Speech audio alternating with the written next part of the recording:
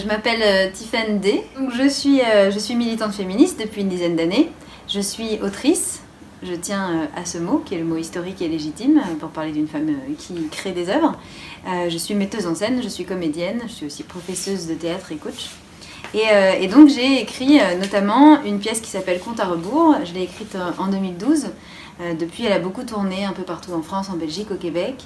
Et puis, souvent, les spectatrices me disaient qu'elles avaient envie de relire le texte. Donc c'est devenu aussi un livre à l'automne 2016.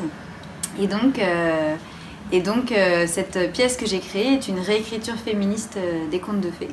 C'est-à-dire qu'on va retrouver des personnages d'héroïnes de contes qu'on connaît bien, Scheherazade, Cendrillon, la grande chaperonne rouge, voilà, elles ont bougé, la Belle au bois éveillée par exemple.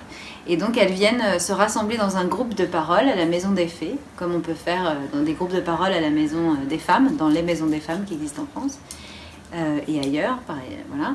Et donc elles vont reprendre leurs histoires et elles vont les raconter à l'endroit.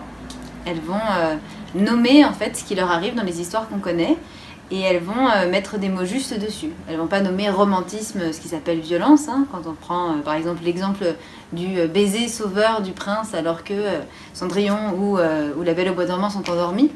Moi j'appelle ça évidemment, comme toutes les féministes, une agression sexuelle puisqu'il n'y a pas de désir de la part des héroïnes.